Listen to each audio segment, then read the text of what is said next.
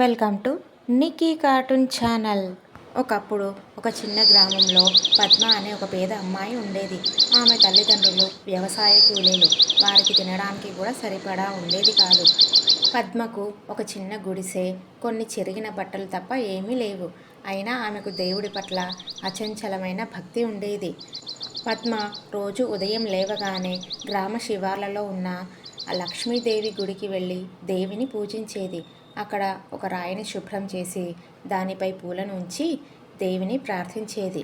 ఒకరోజు పద్మ నడుచుకుంటూ గుడికి వెళ్తుండగా ఆమెకు దారిలో బంగారు రంగులో ఉన్న ఒక గింజ దొరికింది. అది ఏమిటో ఆమెకు తెలియదు, కానీ అది చాలా అందంగా కనిపించింది. ఆమె దాన్ని జాగ్రత్తగా తీసుకుని గుడి దగ్గరికి వెళ్ళింది. దాన్ని లక్ష్మీదేవి పాదాల దగ్గర పెట్టి దేవిని పూజించింది. ఓ దేవి, ఇది ఏ విత్తనమో నాకు తెలియదు. నేను దీనిని మా ఇంటికి తీసుకువెళ్ళి నాటుతాను. దయచేసి దీన్ని పెంచడానికి నాకు సహాయం చెయ్యి అని వేడుకుంది. కొద్ది రోజుల్లోనే ఆ గింజ మొలకెత్తింది. ఆ మొలక నుంచి ఒక పొడవైన మొక్క పెరిగింది. ఆ మొక్క చివర ఒక బంగారు పండు కాసింది. ఆ పండు చాలా మెరిసిపోతూ అందరినీ ఆకర్షించింది. పద్మ ఆ పండును కోసి దాన్ని దేవతకు నైవేద్యంగా పెట్టింది. ఆ పండును చూసిన గ్రామ ప్రజలందరూ ఆశ్చర్యపోయారు. ఈ వార్త రాజ్యాన్ని పాలించే రాజుకు చేరింది. రాజు పద్మను పిలిచి ఆ బంగారు పండు గురించి అడిగాడు. పద్మ తన కథను చెప్పి ఇదంతా ఆ లక్ష్మీదేవి కృప వల్లనే సాధ్యమైంది అని చెప్పింది. రాజుగారికి పద్మ మాటలు నమ్మలేదు. ఎందుకంటే ఆ రాజుకు దేవుని పట్ల నమ్మకం లేదు. అమ్మవారి శక్తిని తెలుసుకోవాలనుకున్నాడు. పద్మను పిలిచి, నీ దగ్గర ఉన్న ఆ బంగారు పండు ఏమిటి? అది ఆ అమ్మవారి వల్లనే వచ్చిందా అని మళ్ళీ అడిగాడు.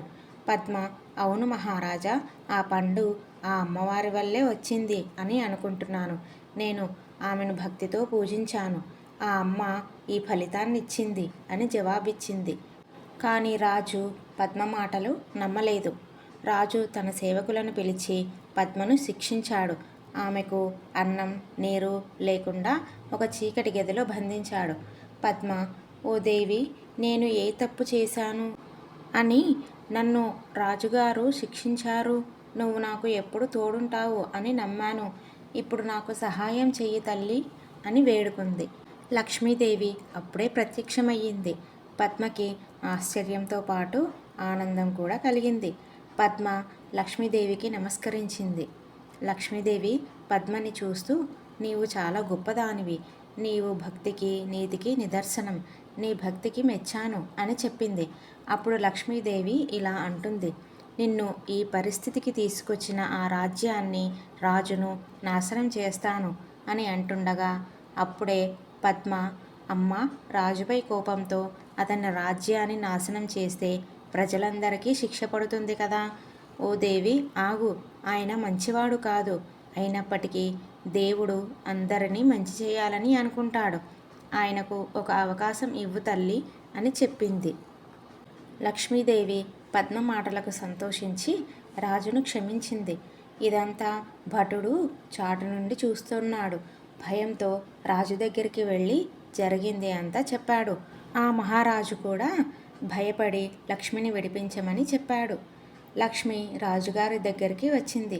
రాజుగారు ఆమెను క్షమించమని అడిగాడు.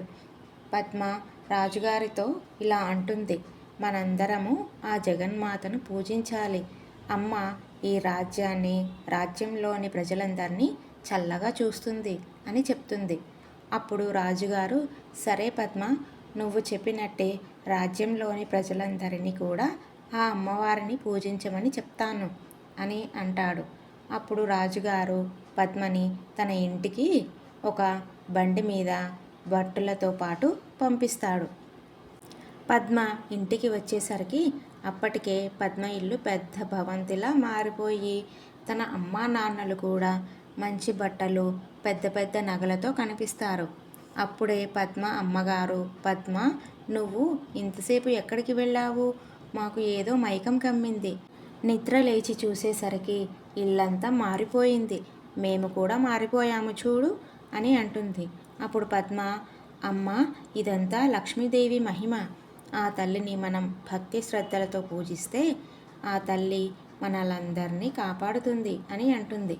అప్పటి నుండి మరింత భక్తితో ఆమె తల్లిదండ్రులు, రాజుగారు ఇంకా ప్రజలందరూ కూడా లక్ష్మీదేవి పూజను నిత్యం చేసుకుంటున్నారు. ఆమె ఆశీర్వాదం వల్ల ఆ రాజ్యం సంపద, సంతోషంతో నిండిపోయింది. లక్ష్మీదేవి భక్తికి, కరుణకు, ధైర్యానికి ప్రతీక. ఇది పేద అమ్మాయి అయిన పద్మ కథ. మనందరం కూడా లక్ష్మీదేవిని మరింత భక్తి శ్రద్ధలతో పూజిద్దాం. Thank you for watching. Subscribe చేసుకుని లైక్ చేసి ఇంకా షేర్ కూడా చేయండి. Thank you.